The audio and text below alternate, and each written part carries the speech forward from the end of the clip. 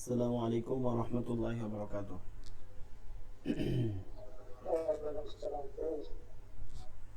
জি, দেলোয়ার হোসেন ভাই ভালো আছেন? ক্লাসে তো দেখি না অনেকদিন। জি আলহামদুলিল্লাহ। ক্লাসে তো দেখলাম না, বেশ কিছুদিন ক্লাস করেন না, ঈদের পর মনে হয় ক্লাস করেন নাই, তাই না?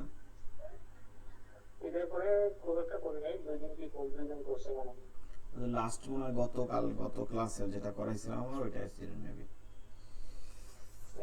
আচ্ছা, আমাদের তো আসলে ক্লাস শেষের দিকে, আমাদের বৃহস্পতিবার ক্লাস শেষ হওয়ার কথা ছিল। তো দেখা যায় যে বুধবার বৃহস্পতিবার আমার একটু জ্বর ছিল, যে কারণে আমি ক্লাস নিতে পারিনি। ক্লাস এই জি আলহামদুলিল্লাহ। আমাদের এখানে বৃষ্টি হয়েছিল, তো একটু কাজ করছিলাম বৃষ্টির মধ্যে, তো প্রথম দিকের বৃষ্টির কারণে এরকম জ্বর হয়েছিল। যাই হোক, আসলে অনেক সময় যাবৎ ক্লাসে অপেক্ষা করছিলাম।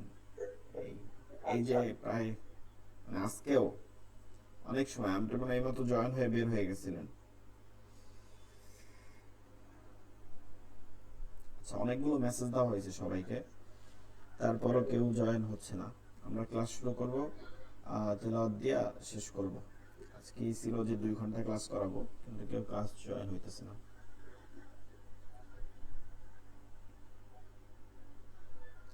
সেটা তো অবাক করেনি। আস্তাগফিরুল্লাহ রাব্বি মিন কুল্লি যামবি ওয়া আতুবু ইলাইহি লা হাওলা ওয়ালা কুওয়াতা ইল্লা বিল্লাহিল আলিয়্যিল আযীম। استغفر الله ربي من كل ذنب وأتوب إليه لا حول ولا قوة إلا بالله العلي العظيم. اللهم صل على محمد وعلى آل محمد كما صليت على إبراهيم وعلى آل إبراهيم إنك حميد مجيد. اللهم بارك على محمد وعلى آل محمد كما باركت على إبراهيم وعلى آل إبراهيم إنك حميد مجيد. أعوذ بالله من الشيطان الرجيم. بسم الله الرحمن الرحيم. رب زدني علما رب زدني علما رب زدني علما رب يسر ولا تعسر وتمم علينا بالخير. رب اشرح لي صدري ويسر لي أمري واحلل عقدة من لساني يفقه قولي. আচ্ছা, প্রথমে যে কথাটা বলতেছিলাম, এই যে সাবিরুল ইসলাম ভাই অনেক দিন পরে দেখছি, মানে হয় ক্লাস টোটালি রমাদান মাস থেকেই ক্লাসে নেই। তো আমরা প্রায় 29টা 28টা ক্লাস করে ফেলছি, 28 29টা ক্লাস করছি আসলে রমাদান মাসের ক্লাসগুলো বাদ দিয়া। ওগুলোতে তো অনেকেই ছিল না, এই কারণে এই ক্লাসগুলো মানে গণনাই করা হয় নাই। এগুলো বাদেই আমাদের 28টা ক্লাস শেষ হয়ে গেছে। এই লাস্টের ক্লাসগুলো 1.5 ঘন্টা 2 ঘন্টা যাবত ক্লাস করছি যারা করছে। তো মোটামুটি তেলাওয়াতের মধ্যেও অনেকগুলো সূরা শেষ করে ফেলছি, জাস্ট 3 4টা সূরা এখন বাকি আছে আমাদের মুখস্থ সূরার মধ্যে। সূরা ফিল, সূরা কুরাইশ এই দিক থেকে বাকি আছে। আর সূরা নাস, লাহাব, তারপর ইখলাস, ফালাক, এই যে সূরাগুলো আছে, সূরা লাহাব, এগুলো সব পড়ানো শেষ। তো যাই হোক, আমরা আজকে কালকে আর ক্লাস নেওয়া হবে না, কারণ হচ্ছে ক্লাস এর থেকেও বেশি নেওয়া হইতো। কালকে ক্লাস নিতে চাইছিলাম, কিন্তু হয় কি ক্লাসে কেউ আসে নাই, যে অনেক সময় যাবত 9টা যাবত এখানে ক্লাসে অপেক্ষা করতেছি। তো যাই হোক, আমরা মূল হচ্ছে যে ক্লাসটা শুরু করে দিব। এই প্রতিটা সূরাই যেগুলো পিছনেও তেলাওয়াত করছি, এগুলো এখন আর বানান করে করা সম্ভব না, আপনারা একটু বিগত ক্লাসগুলো দেখবেন, তাইলে বানান করেগুলো পড়তে পারবেন। এই বিগত 6-7টা ক্লাসের মধ্যে পড়লে আপনারা আরো সুন্দর করে ক্লাসগুলো সূরাগুলো কিভাবে বানান করতে হবে এগুলো খুব সুন্দর করে করানো আছে তাজবিদ সহকারে। তাছাড়া কিছু করার নেই। তো আমরা যাই হোক সূরা ফাতিহা থেকে তেলাওয়াত করি, মশক করি প্রতিদিনই, সূরা পিছন থেকে আমরা একবার করে তেলাওয়াত করি, সেই হিসাবে মশক করি। তবে বানান সহকারে ইনশাআল্লাহ আমরা সবাই ভিডিওগুলো দেখলে বানান সুন্দর করে, বানান ভাঙে ভাঙে প্রতিটা বানান একদম সুন্দর করে ভেঙে ভেঙে দেওয়া আছে, এবং তাজবিদ অনুযায়ী আপনারা পড়লে ইনশাআল্লাহ তাজবিদ অনুযায়ী পড়ার যেটা কথা আছে সেভাবেই পড়তে পারবেন। চলেন আমরা সূরা ফাতিহা থেকে তেলাওয়াত করি।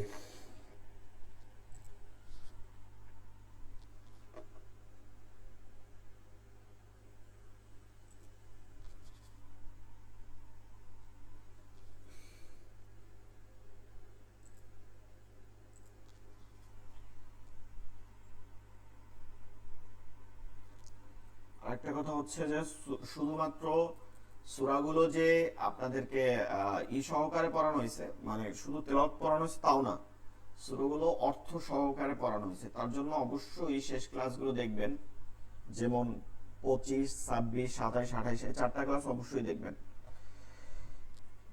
أعوذ بالله من الشيطان الرجيم। মাইক্রোফোন অফ রেখেও পড়তে পারেন, অফ রেখে জোরে জোরে আমার সাথে সাথে পড়বেন। আমি যখন তেলাওয়াত শেষ করব তখন, আর যখন তেলাওয়াত করব তখন শুনবেন ভালো করে যে কিভাবে তেলাওয়াত করতে হয়। أعوذ بالله من الشيطان الرجيم। سورة الفاتحة مكية. بسم الله الرحمن الرحيم. الحمد لله رب العالمين.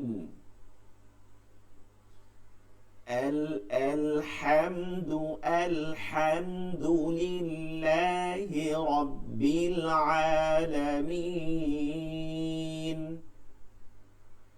الرحمن الرحيم.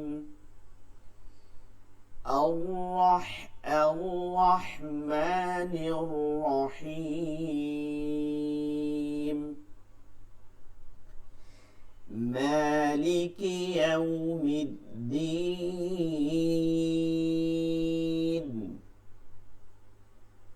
مالك ما টানতে হবে, مالك يوم الدين.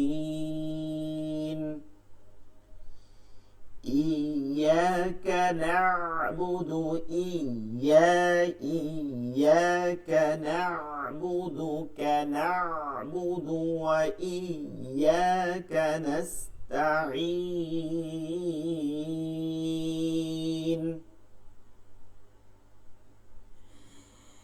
اهدنا الصراط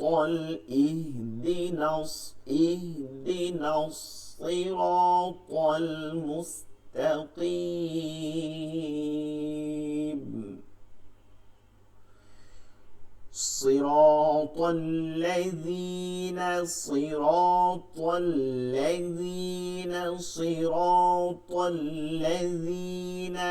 أنعمت عليهم. صراط الذين أنعمت عليهم غير المغضوب عليهم ولا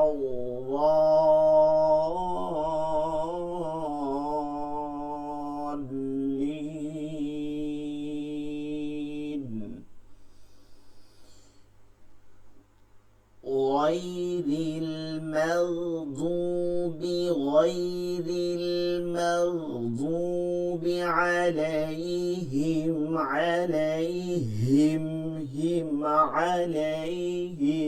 ولا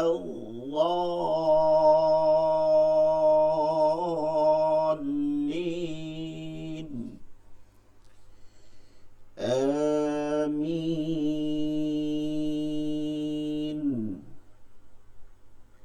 আচ্ছা, আমাদের যেগুলো খেয়াল করতে হবে, প্রতিটা তাজবিদ অনুযায়ী কনসেপ্ট করতে হবে। আমরা সব থেকে বেশি ভুল করি সেটা হচ্ছে সুরকে প্রাধান্য দিই। ঠিক আছে, এখানে তো সাবিরুল ভাই আবার চলে গেছে। যাই হোক, এখন তাজবিদ আমাদের অনেকে পড়া হয় না, এর জন্য মনে হইতে পারে কঠিন। তারপরও শেষ নাই, কোনো কিছুরও পড়া শেষ নাই। আপনারা একটু বিগত যে পড়াগুলো আমরা পড়ছিলাম সেই তাজবিদের ক্লাসগুলো একটু রিপিট করবেন, দেখবেন যে ইনশাল্লাহ এখানে এসে আবার শুদ্ধ করে পড়তে পারছেন। তো এটা মনে রাখতে হবে, আমরা যেভাবেই পড়ি না কেন, এটা ভালো করে মনে রাখবেন, কোরআন যদি শুদ্ধ না হয় তাহলে কোনো প্রকারে আমাদের উপর নামাজ হবে না। কোরআন যদি শুদ্ধ না হয়, কোনোভাবে যত বড় আমরা আলেম দাবি করি কিংবা আবেদ দাবি করি, আমরা অনেক জ্ঞানী দাবি করি, কিন্তু কোরআন যদি আমরা শুদ্ধ তেলাওয়াত করতে না পারি, কোনোভাবেই আমাদের কি এই কোরআন দ্বারা সওয়াব তো হবেই না, বরঞ্চ আমরা গুনাহগার হব। এর জন্য অবশ্যই আমাদেরকে শিখতে হবে। ক্লাসের প্রতিটা রেকর্ড আপনাদের লেকচার শিট দেয়া আছে, আমরা অবশ্যই ভিডিও দেখব। যারা রেকর্ডিং দেখবেন তাদেরকেও বলবো, অনেক প্রকার মেসেজ দেওয়া হয়েছে, অনেকগুলো ক্লাস শুরু হলে অবশ্যই মেসেজ দেওয়া হয়। আমি অনেকগুলো মেসেজ দিছি এইমাত্র, দেখেন, তারপরও ক্লাসে কেউ আসে নাই। এরকম প্রতিদিন ক্লাস শুরু হলে ক্লাসে মেসেজ দিয়ে দেওয়া হয়। তো যাই হোক, আমরা তেলাওয়াত করতেছি, ধারাবাহিকভাবে তেলাওয়াত করব। এরপরে এই যে শেষের যে সূরাগুলো যেগুলো বাকি আছে, এগুলো আমরা তাজবিদ অনুযায়ী ভাঙা দিব। এখন যেগুলো পুরান, যেগুলো অলরেডি ভাঙা হয়েছে, এগুলো একটু তেলাওয়াত করে যাচ্ছি। সূরাতুন নাস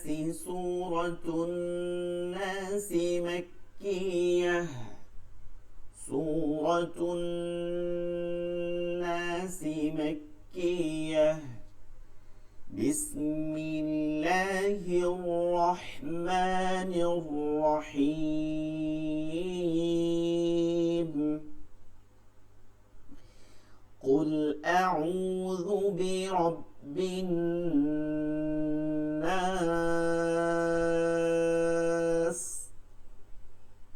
قل أعوذ برب الناس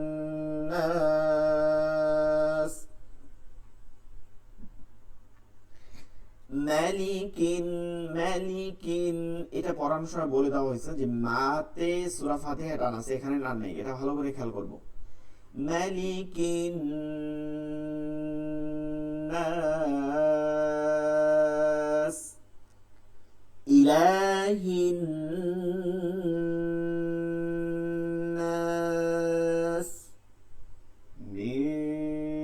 মিন শাররিল ওয়াসিল খান্নাস الذي يوسوس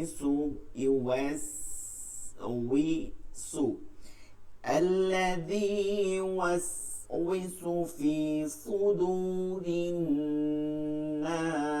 الناس من الجنة جن شط من الجنة والناس।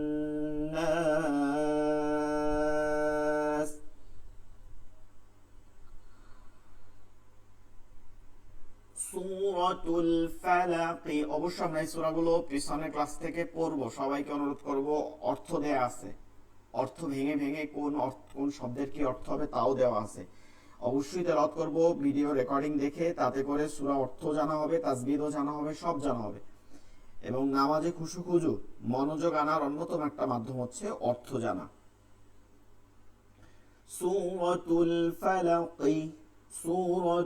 ফালাক মাক্কিয়াহ بسم الله الرحمن الرحيم. بسم الله الرحمن الرحيم.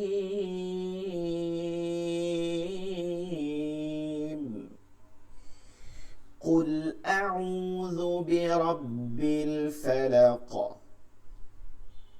من شر ما خلق. من شر ما خلق. ومن شر غاسق إذا وقب. ومن شر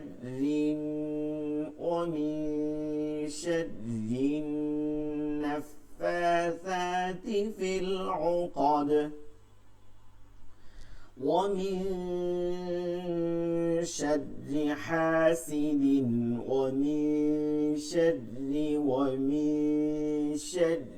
حاسد إذا حسد.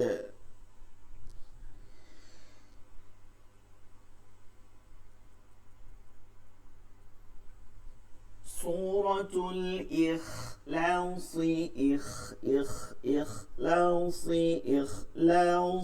مكية. بسم الله الرحمن الرحيم.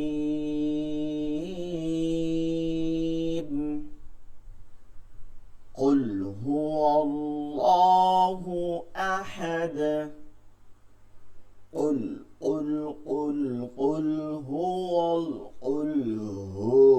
هو ضمير عوض. قل هو الله أحد. الله الصمد. الله الصمد. الله الصمد. لم يلد ولم يولد ولم يكن له كفوا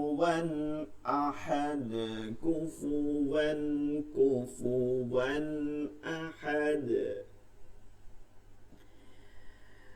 আচ্ছা, এই সূরার মধ্যে 4টা আয়াত আছে, তাই না? 4টা আয়াত আছে, আমরা দেখতে পাচ্ছি 4টা আয়াত আছে। এই সূরাটা খুবই গুরুত্বপূর্ণ। কোরআনের 3 ভাগের 1 ভাগ বলা হয়, ঠিক আছে? এটার ফজিলত আমরা শুধু কনসেপ্ট পড়াইছি তা না, একটু দেখবেন ভিডিওগুলোর মধ্যে বিগত শুধু কনসেপ্ট পড়াইছি, এর অর্থ পড়াইছি তাই না, এর রুকিয়া অর্থাৎ কিছু কোরআন দ্বারা চিকিৎসা যেগুলো রাসূল সাল্লাল্লাহু আলাইহি সাল্লাম দিয়েছেন এর উপরেও বর্ণনা করা হয়েছে, ঠিক আছে? আপনি রুকিয়া কিভাবে করবেন, কোন কোন সূরা দ্বারা, সংক্ষিপ্তভাবে রুকিয়ার কথা বলে দেওয়া হয়েছে। তো এটা যেমন বলা হয়েছে, এবং এই সূরা ইখলাসের যে ফাজিলত আছে, ঠিক আছে, রাসূল সাল্লাল্লাহু আলাইহি সাল্লামের হাদিস দ্বারা বেশ কিছু ফাজিলত আছে। যে সূরাগুলোর মধ্যে অন্যতম একটা হচ্ছে এই সূরা, এবং এই সূরার যে অর্থ সেটা কেমন তাওহীদের প্রকাশ করে, মানে একত্ববাদ আল্লাহ তাআলার প্রকাশ করে। এর জন্য এই সূরার নাম দেওয়া হয়েছে আল খালিস, তাই না? আল খালিস, সূরাতুল ইখলাস। এই ইখলাস হচ্ছে আল খালিস থেকে। ইখলাস অর্থ হচ্ছে একনিষ্ঠভাবে কোনো কিছু করা, হ্যাঁ, বা যেমন বলা হয় এরকম। তো খেয়াল করতে হবে যে মূলত এর অর্থ হচ্ছে যে আখলাসাল্লাহু আবদা, মানে আল্লাহ তাআলার যে একনিষ্ঠভাবে একটা আল্লাহ তাআলার জন্যই তার কি করে, আমলকে সম্পাদন করে, অর্থাৎ তার মধ্যে কোনো অন্য কোনো বিষয় থাকে না, হ্যাঁ, অন্য কোনো বিষয় থাকে না, তার মনের মধ্যে অন্য কোনো তাওহীদের বিপরীত অন্য কিছুই থাকে না। শুধুমাত্র থাকে যে না, আমার আল্লাহ আছে এবং আমার আল্লাহ এবং আমার মাঝে আর কিছুই নেই, অর্থাৎ মানে আমি অন্য কারো কাছে কিছু চাই না। আমাকে বড় কিছু দেওয়ারও মালিক আল্লাহ, ছোট কিছু দেওয়ারও মালিক আল্লাহ, আমাকে ভালো রাখার মালিকও আল্লাহ, খারাপ রাখার মালিক আল্লাহ। কোনো ব্যক্তি পূজা, ঠিক আছে, কোনো ব্যক্তি সে যেই হোক, কোনো ব্যক্তি আমাকে কিছু দিতে পারে না, কোনো মাজার আমাকে কিছু দিতে পারে না, শুধুমাত্র আল্লাহ তাআলার এটা সক্ষম। তো এর জন্য সূরা তাওহীদের নাম রাখা হয়েছে, ইখলাস বলা হয়েছে তাওহীদের উপর ভিত্তি করে। আর আরেকটা বিষয় হচ্ছে এই সূরা কোরআনের 3 ভাগের এক ভাগ বলা হয়। এই সূরা কোরআনের 3 ভাগের এক ভাগ বলা হয়। এর একটা অন্যতম কারণ হচ্ছে এই সূরা হচ্ছে তাওহীদকে প্রকাশ করে। তো কোরআন 3টা ভাগে ভাগ, তার মধ্যে একটা হচ্ছে তাওহীদ, মানে একত্ববাদের একটা প্রকাশ করে, যে একত্ববাদের প্রকাশ করা হয়। যে কেন একত্ববাদের প্রকাশ করা হয়, এটার একটা কারণ হচ্ছে এই সূরা সম্পর্কে যা হাদিসের মধ্যে পাওয়া যায়, যে তিনটা পুরা কোরআন শরীফ 3টা বিষয় বা 3টা নেকি পাওয়া যাবে। তার মধ্যে একটা হচ্ছে মূলত 3টা বিষয় নিয়ে আলোচনা করার কারণে, তার মধ্যে একটা হচ্ছে তাওহীদ, আর একটা হচ্ছে আহকাম। মানে তাওহীদ হচ্ছে এক আল্লাহ তাআলার ঘোষণা দেয়া হয়, আর আহকাম মানে হচ্ছে যে আমরা শরিয়া আর পালন করি, আর একটা হচ্ছে নসিহত, মানে অনেকগুলো আয়াত দেওয়া হয়েছে নসিহত, বিভিন্ন ঘটনা বর্ণনা দেওয়া হয়েছে যে নসিহত করা হয়েছে, যে ইউসুফ আলাইহিস সালাম বা ইউনূস আলাইহিস সালামের বিভিন্ন ঘটনা, হুদ আলাইহিস সালাম, এরকম সূরার নামও আছে, ইউসুফ, হুদ, ইউনূস, এরকম সূরার নাম দেওয়া আছে, বিভিন্ন ঘটনা বর্ণনা করা হয়েছে, আলী ইমরান, এর উপর করে আমাদেরকে নসিহত করা হয়েছে। তাওহীদ নিয়ে শুধুমাত্র এই এক সূরার মধ্যে পুরো বর্ণনা করা হয়েছে, যে কারণে এটা কোরআনের 3 অংশের এক অংশ বলা হয়। এর অর্থ হচ্ছে যে কুল হুয়াল্লাহু আহাদ, আল্লাহ এক অদ্বিতীয়, আল্লাহুস সামাদ, আল্লাহ কারো মুখাপেক্ষী নয়, তিনি অমুখাপেক্ষী, লাম ইয়ালিদ ওয়া লাম ইউলাদ, তাকে কেউ জন্ম দেন নাই, তিনিও কাউকে জন্ম দেন নাই, ওয়া লাম ইয়াকুল লাহু কুফুয়ান আহাদ, তার সমকক্ষ আর কেহ নাই, তিনি একক।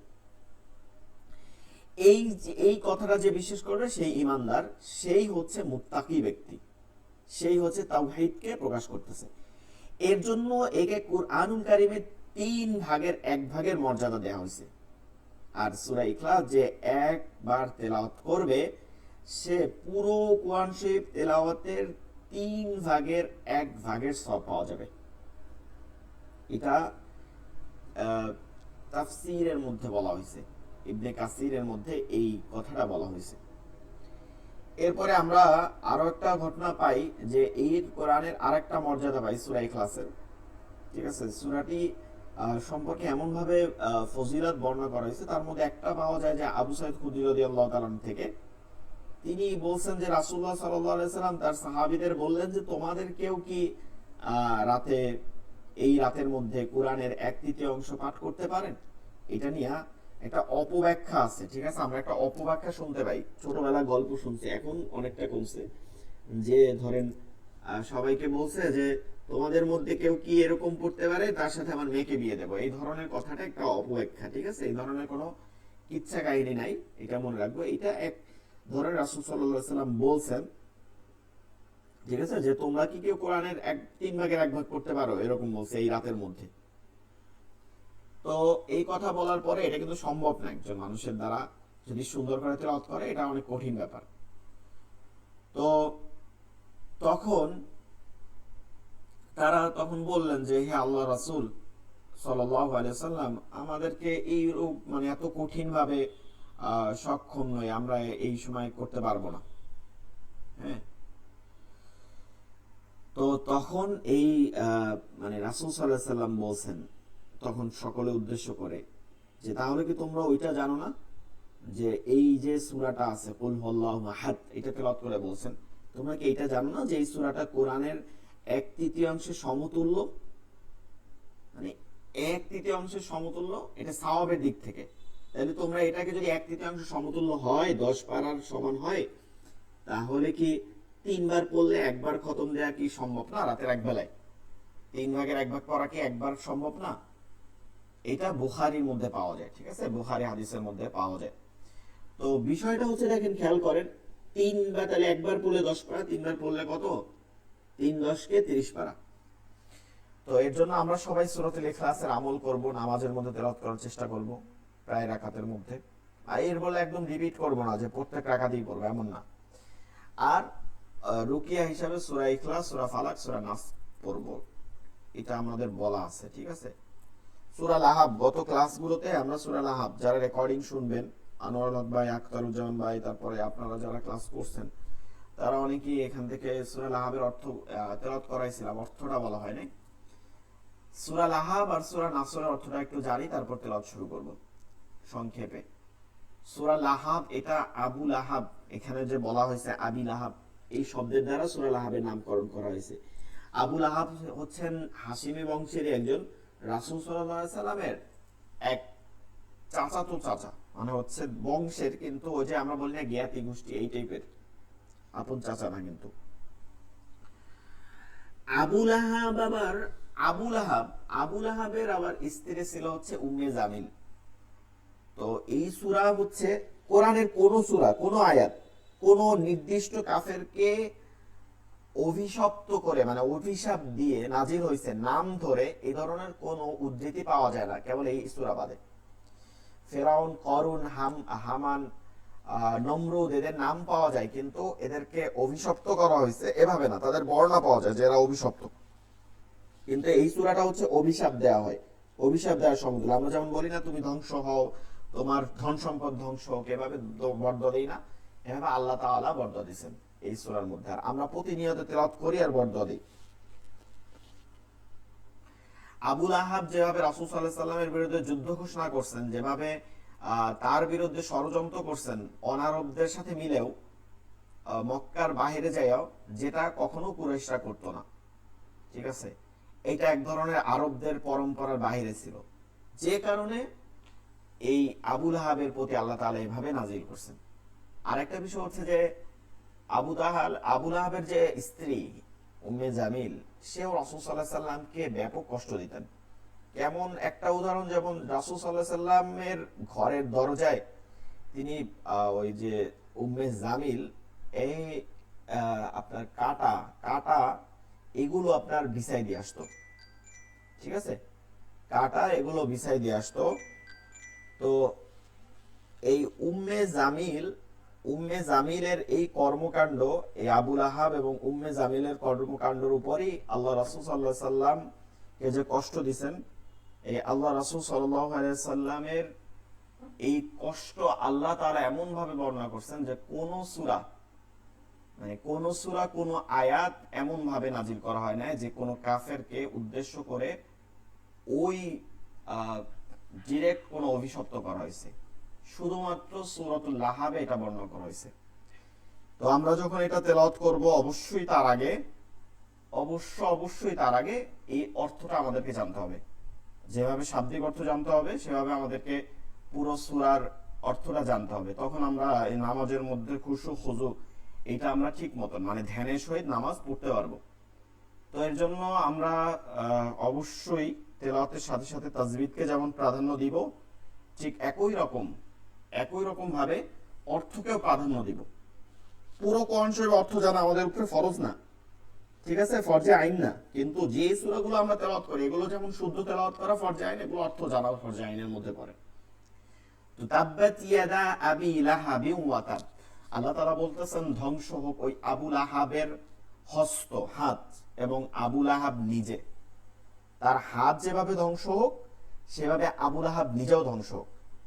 মা আগনা আনহু মালুহু ওয়া মা কাসাব, এবং তার এই ধন সম্পদ, তার যে ধন সম্পদ আছে, তিনি যে এত ধনী হইছেন, এই ধন সম্পদ, এই মাল, এগুলোও ধ্বংস হোক, এই ধন দৌলত এগুলোও ধ্বংস হোক। শুধু আবু লাহাব ধ্বংস না, এই ধন সম্পদ, যেই আসলে আবু লাহাবের এই ধন সম্পদের কথার একটা কারণ আছে। এর অন্যতম কারণ হচ্ছে তিনি যে ধন সম্পদের অধিকারী ছিল, তার এই ধন সম্পদ এত পরিমাণে ছিল, ওই মক্কার যে আরবরা ছিল, এই মক্কার আরব 4 জন ধনী যদি ধরা হয়, হ্যাঁ, তাফসীরের মধ্যে বলা হইতেছে 4 জন যদি ধনী ধরা হয়, তাহলে তিনি একজন ধনী ছিল। চিন্তা করে দেখেন, 4 জন ধনী ধরা হইলে তিনি একজন। তার এই ধন সম্পদের অহংকারে তিনি এই কর্মকাণ্ডগুলো করতেন। আসলে আমাদেরকে যারা হিদায়াত দেখবেন যে ধনীদের মধ্যে হিদায়াতটা কম, কারণ কি জানেন, তারা এই কথা মনে করে যে এই এই যারা ধার্মিক তাদেরকে মনে করে এদের খাইয়া বৈশা কোনো লাভ এই নাই, কাজ নাই, এরা হুদাই হুদাই 5 ওয়াক্ত মসজিদে যায় বা ইবাদত করে, কোরআন তেলাওয়াত করে, এদের কোনো কাজ নাই, এরা আলিশা, এদেরই নাই, আর আমাদের কাজ আছে, আমরা ওইসব কথা শোনার টাইম নেই। এইটা এইটা তো এখন না, এটা আবু জাহালের সময় এলো। আবু জাহাল একজন জ্ঞানী ছিল, বর্তমান সুশীল সমাজ দেখা যায় কিছু মানুষ। আবার আবু লাহাব একজন ধনী ছিল। আবু সুফিয়ানের দেখবেন প্রত্যেকের অবস্থা এমন, তারা এরকম ওই সময়ের খুবই অধিপতি ছিল, সম্পদের অধিপতি ছিল, মান সম্মান ইজ্জত কত কিছুর অধিকারী ছিল। এর জন্য তাদেরকে আল্লাহ তাআলা দ্বীনকে তাদের মধ্যে নসিব করেন নাই। তো এই জন্য বলতেছে যে তুমি যে ধন সম্পদ নিয়ে অহংকার করো, আল্লাহ তাআলা বলতেছেন যে মা আউনা আনহু মালুহু ওয়া মা কাসাব, যে তোমার যে ধন সম্পদ আছে, যা আমি তোমাকে দান করছিলাম, হ্যাঁ, তা একদম ধ্বংস হয়ে ধ্বংস, যা তোমার কখনোই কাজে আসবে না। ধ্বংস এমন ভাবে হবে যা কখনোই কাজে আসবে। কখন? যখন সায়াসলা নারন যাতা নার, নারন অর্থ হচ্ছে কিন্তু আগুন, নার অর্থ হচ্ছে আগুন। তবে মনে রাখবেন শাব্দিক অর্থ কিন্তু কখনো কখনো নেওয়া যায় না। শাব্দিক অর্থ পারিভাষিক অর্থ হিসাবে নেওয়া যায়।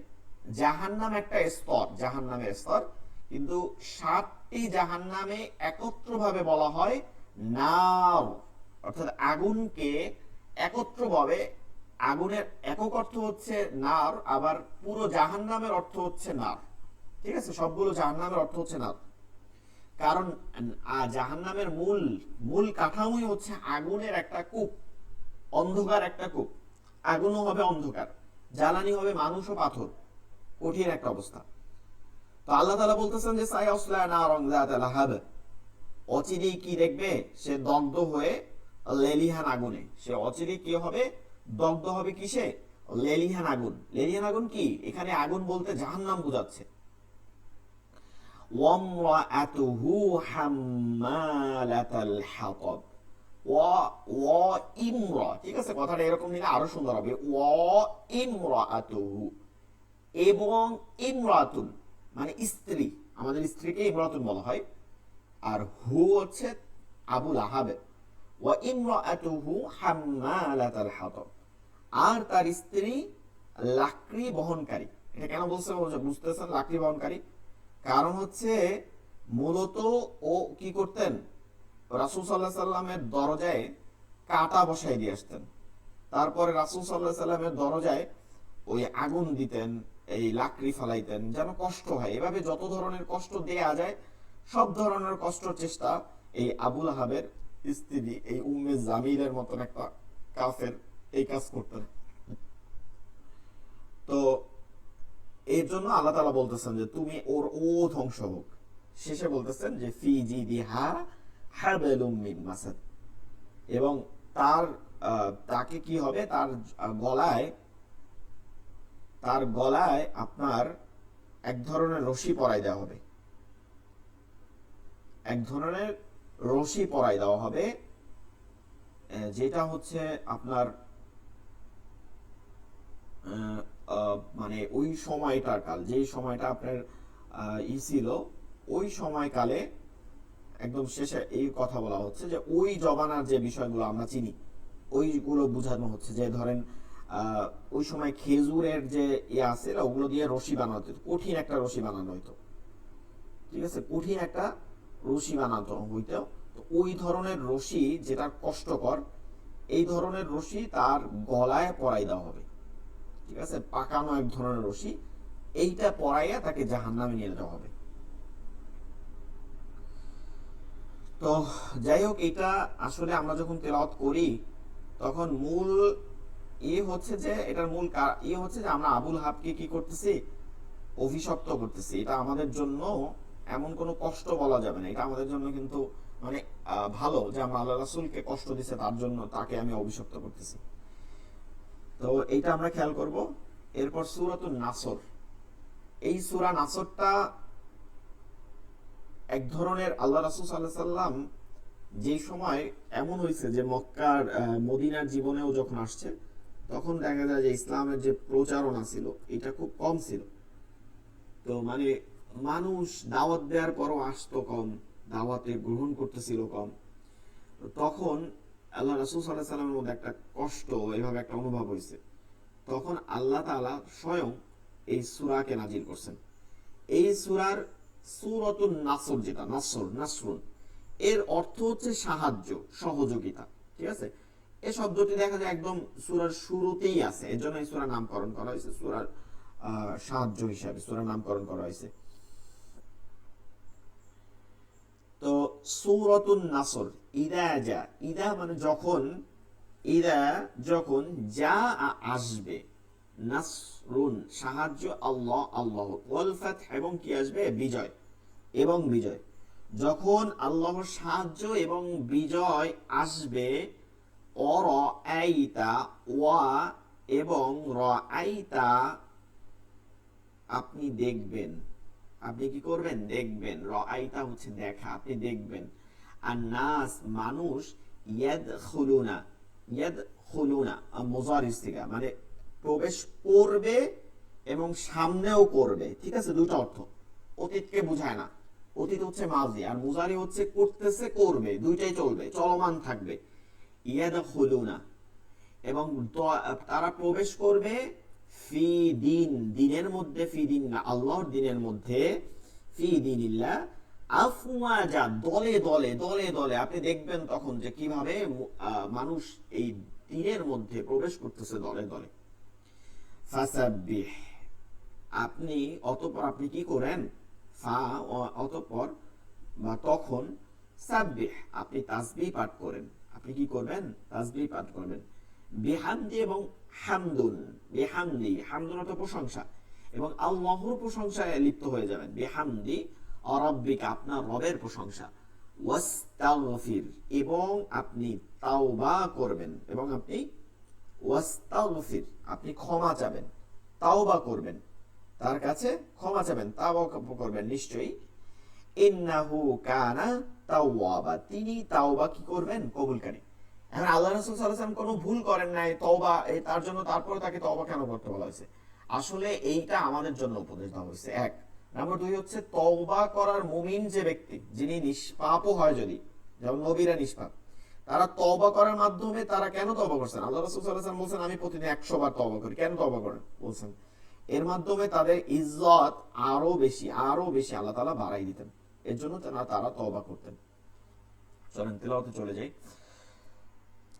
সূরাতুল লাহাবি, লাহাবিহা, এটা গম্ভীর আওয়াজ। সূরাতুল লাহাবি মাক্কিয়াহ, বিসমিল্লাহির রহমানির রহিম।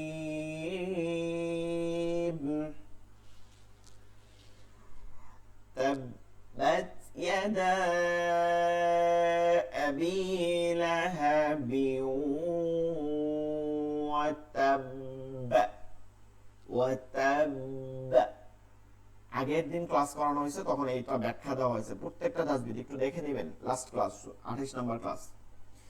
تبت يدا، تبت يدا أبي لهب وتب، ما أغنى عنه ماله وما كسب، ما أغنى عنه ماله وما كسب، سيصلى نارا ذات لهب، سيصلى نارا ذات لهب، وامرأته حمالة الحطب، وامرأته وامرأته وامرأته هو গম্ভীর আওয়াজ امرأته حمالة الحطب في جيدها حبل من مسد سورة النصر مدنية بسم الله الرحمن الرحيم إذا جاء نصر الله والفتح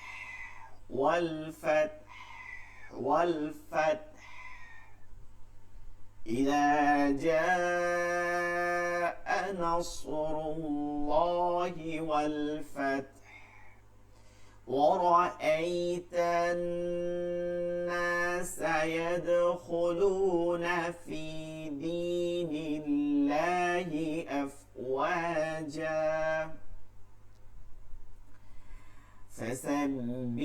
فسبح بحمد ربك واستغفر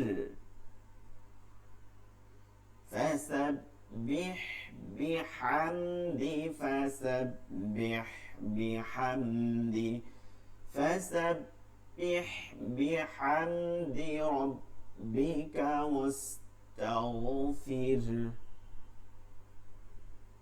إنه كان توابا إنه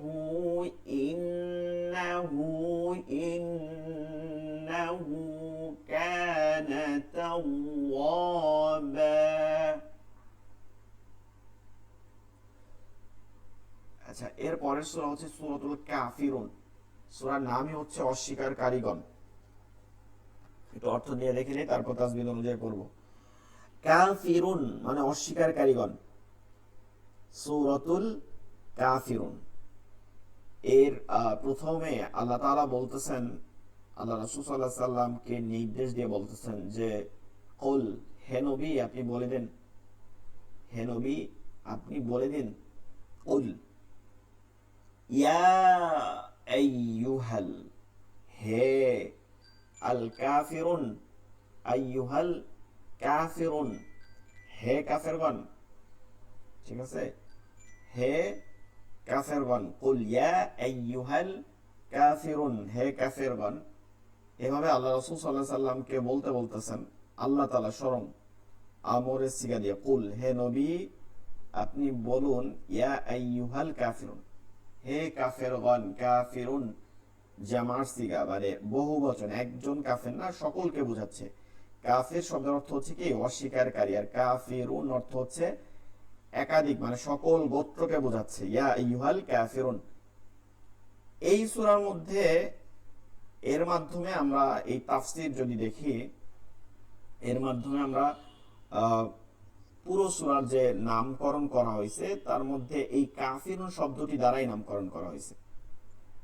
ঠিক আছে এটা কাফিরুন শব্দ দ্বারাই নামকরণ করা হয়েছে এটা এই জাহিলিয়াত যুগের মধ্যে রাসূল সাল্লাল্লাহু আলাইহি সাল্লামের প্রথম মক্কা জীবন ছিল তখন এই সূরা নাযিল করা হয়েছে এবং এর পিছনে যে কারণ পাওয়া যায় আব্দুল্লাহ ইবনে আব্বাস রাদিয়াল্লাহু তাআলা আনহু রাইসুত তাফসীর যাকে বলা হয় মুফাসসিরুল কোরআন প্রথম তাফসীরকার তিনি এর ঘটনায় বলতে গেছেন শানে নুজুলে গিয়া বলছেন বা সাবাবুন নুজুলে গিয়া তিনি বলছেন যে এই কথাটা যে এই সূরার নামকরণ করা হয়েছে আমরা যেমন অনেকেই বাংলাদেশ যারা আছি তারা অনেকে এই জিনিসটা শুনি দ্বীন ইলাহি বাদশাহ আকবর যিনি প্রতিষ্ঠা করছিলেন এই দ্বীন ইলাহি মূলত প্রতিষ্ঠিত হয়েছে এই মর্মে যেটা আমরা ওই সময় সূরা কাফিরুনের প্রেক্ষাপট দেখলে পাবো আসলে আমাদের বর্তমান জমানায় যেগুলো ঘটে বা 100 বছর আগেও যেগুলো ঘটছে এগুলো প্রতিটাই জাহিলিয়াত যুগে ঘটছে এখন আমরা নতুন করে যেটাকে বলি যে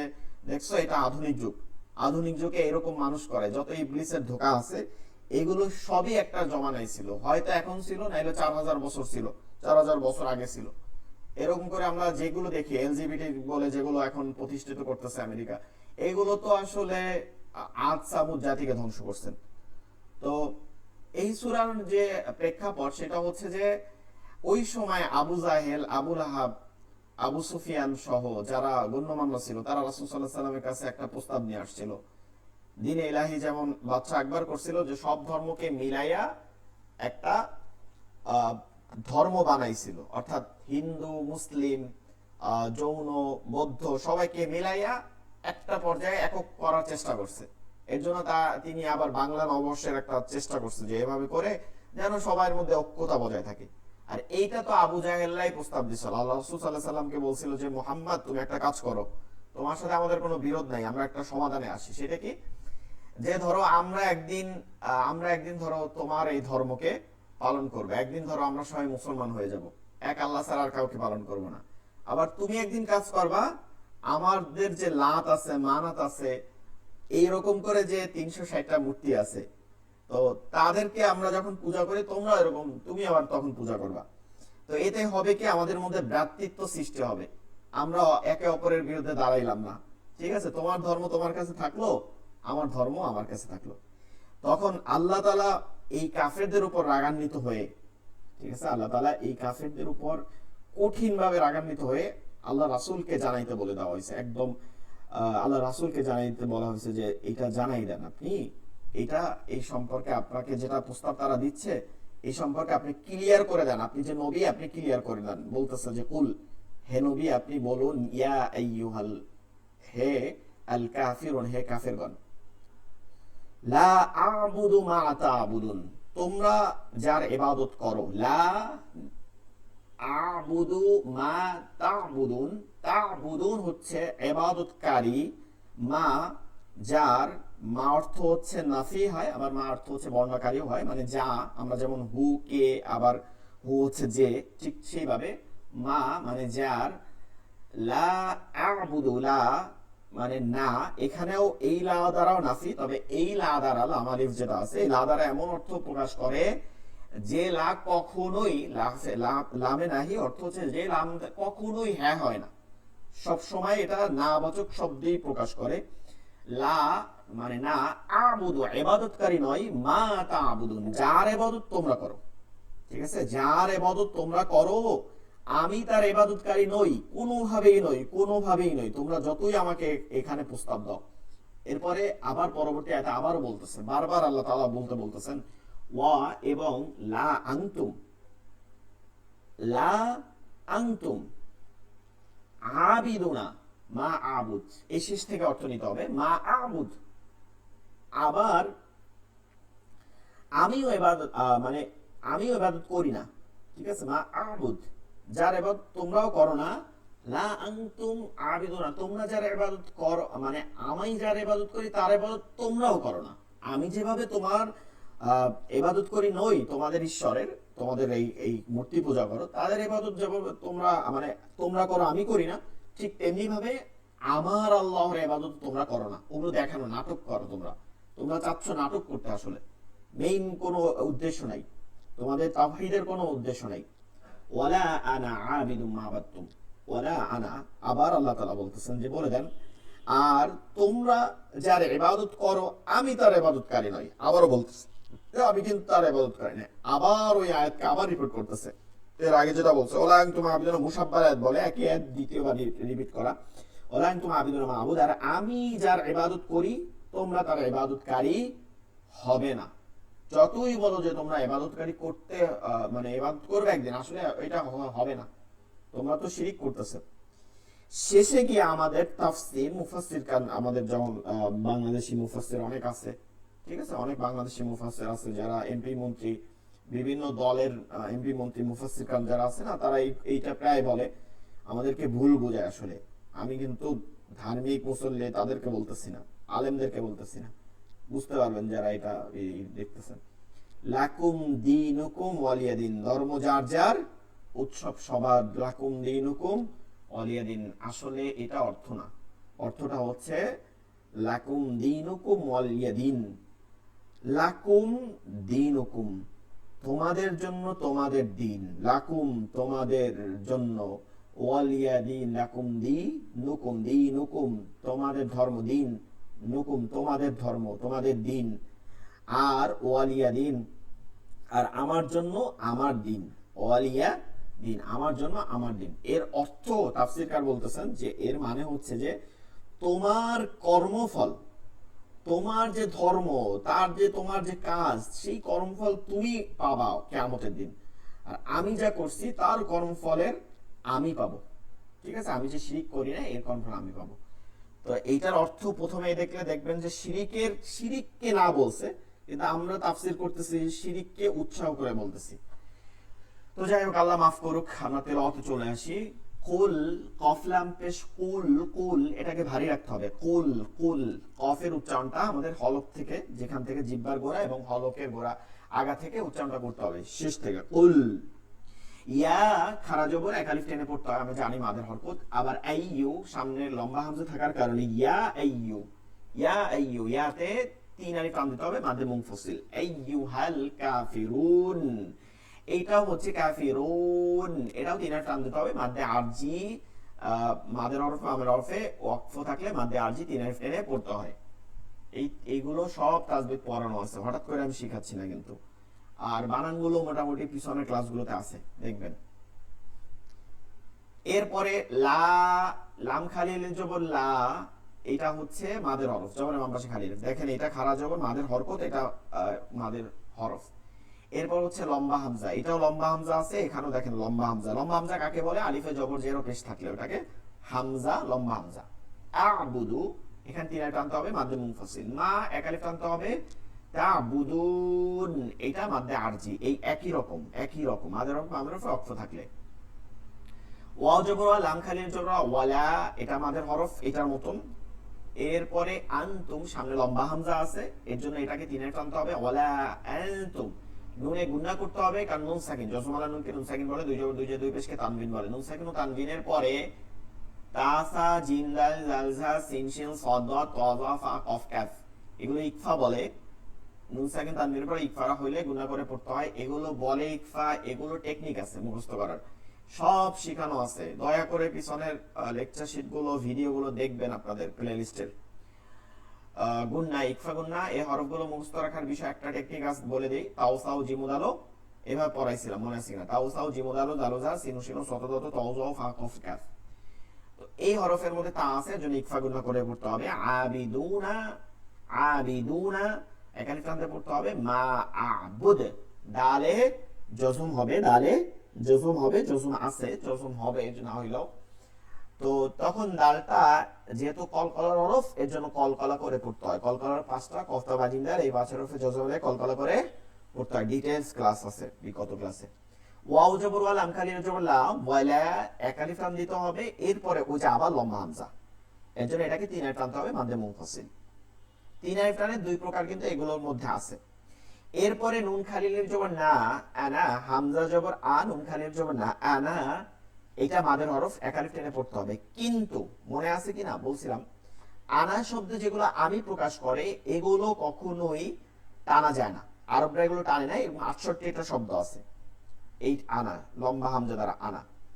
তো এটা আমরা বের করব কিভাবে? সহজ হচ্ছে, চারটা আনা মুখস্থ করব। আনা বা, আনা বু, আনা মিলা, আনাসিয়া। এই চার আনা ব্যতীত, মানে আনা বা, আনা বু, আনা মিলা, আনাসিয়া, এই চার আনা ব্যতীত কোনো আনায় টান দেওয়া যাবে না। দেখেন এই আনাটা হচ্ছে আনা আ, আনা বা না, আনা বু না, আনা মিলা না, আনাসিয়া না, যে কারণে এই আনাটায় টান দেয়া যাবে না। ওয়ালা আনা আ, ঠিক আছে, আনাতে টান দেওয়া যাবে না। বিস্তারিত ক্লাস অবশ্যই দেখতে হবে, 24-25 নাম্বার ক্লাসের মধ্যে আছে। মা আবাদতুম, বা দাল তা জবর বাতুম, ঠিক আছে, আবাদতুম, বা তা জবর বাত, জজমের পরে তাসদীদ হলে তাসদীদকে পড়তে হয়। এরপরে এটা আগেই পড়ছি, এখান থেকে সেম আয়াত, মুশাব্বার আয়াত, একই নিয়ম। ওয়ালা আনতুম আবিদুনা মা আ'বুদ। এরপরে লাকুম, জজম আলা মিমকে মিম সাকিন বলে, মিম সাকিনের পরে দীনুকুম, ডাল আছে এখানে, দেখেন এখানে কিন্তু আসিল জজম আলা মিমকে মিম সাকিন, এরপরে আইন আছে। মিম সাকিনের পরে বা আসলে গুণনা করে পড়তে হয়। মিম সাকিনের পরে মিম আসলে গুণনার সহিত ওই পরবর্তী মিমকে পড়তে হয়, যে মিমটা আসার কারণে গুণনা হয়েছে। এই দুই বাদে, বা আর মিম বাদে, বা আর মিম বাদে অন্য যে কোনো গুলো আসে, যে কোনো হরফ আসে, সবসময় ইজহার মানে গুণনা ছাড়া স্পষ্ট করে পড়তে হয়। দেখেন প্রতিটাই হচ্ছে লাকুম, এটা দিনুকুম দাল আসছে, লাংতুম আবিদুন এটা আইন আসছে, এইভাবে লাকুম দিনুকুম, দিনুকুম ওয়াও, এটা ওয়াও আসছে, এর জন্য গুণনা হয় নাই। ওয়ালি, এখানে খেয়াল করবো, আমরা অনেকে ভুল করি, ওই যে সূরা কুল ইখলাসের মধ্যে পড়ে কুফুওয়ান, ওটাকে অনেকেই বলে কুফওয়ান, হবে হচ্ছে কুফু, ফাতে পেশ আছে কুফুওয়ান। আর এইটা হবে হচ্ছে ওয়ালিয়া, ওয়াও জবর ওয়া, লাম জের লি, ইয়া জবর ইয়া, ওয়ালিয়া, অনেকেই বলে ওয়ালিয়া, ওয়ালিয়া, সহজে করে দেই, এটা কিন্তু অর্থ চেঞ্জ হয়ে যায়, ওয়ালিয়া হবে, ওয়ালিয়া, ওয়ালিয়া, দালিয়া যে দিন উনি জসম তিন আলিফ টেনে পড়তে হবে। আমরা দেলাওয়ার ভাই আছেন, আমরা যদি পারেন ক্লাসে জয়েন হবেন, না হলে রেকর্ডিং ভিডিও দেওয়া হবে, আমরা এরপর আবার ক্লাস শুরু হবে এখনই, ঠিক আছে? আরো আধা ঘন্টা ক্লাস নেওয়া হবে, সূরাগুলো শেষ করে দেওয়া হবে। তো এইবার তেলাওয়াতে যাই, আমরা তাসবিহ শেষ করছি, এবার তেলাওয়াতে। সূরাতুল কাফিরুন মাক্কিয়াহ, বিসমিল্লাহির রহমানির রহিম, قل يا أيها الكافرون،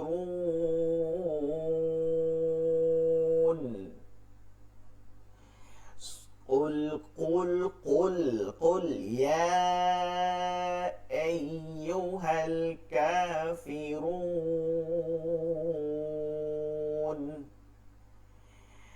لا أعبد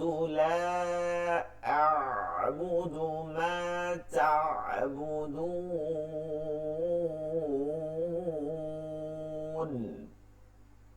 لا أعبد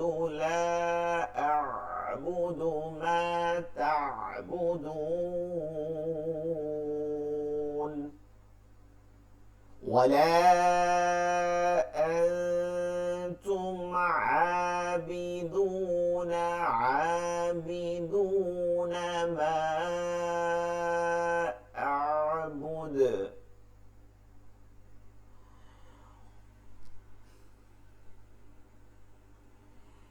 ولا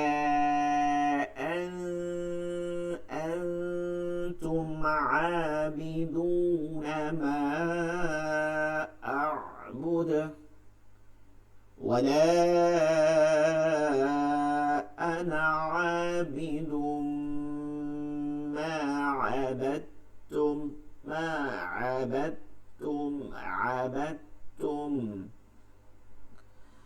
ولا أنا عابد ما عبدتم، ولا أنتم عابدون ما أعبد،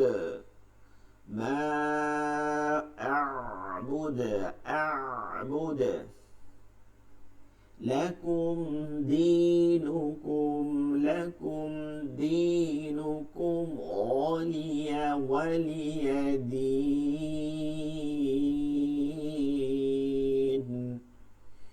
لكم دينكم ولي دين। আচ্ছা, এই সূরার পরের সূরা হচ্ছে সূরাতুল কাউসার, ঠিক আছে? সূরাতুল কাউসার আমরা একটু, আমি একটা দিয়ে দিতেছি, দ্বিতীয় ক্লাসে আমরা পারলে ওইটা একটু জয়েন হয়ে যায়, না হইলে আমরা কিন্তু ক্লাস চলতে থাকবে, ঠিক আছে?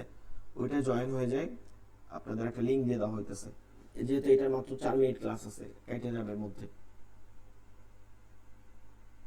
আমরা কাইটা ওইটা জয়েন হই।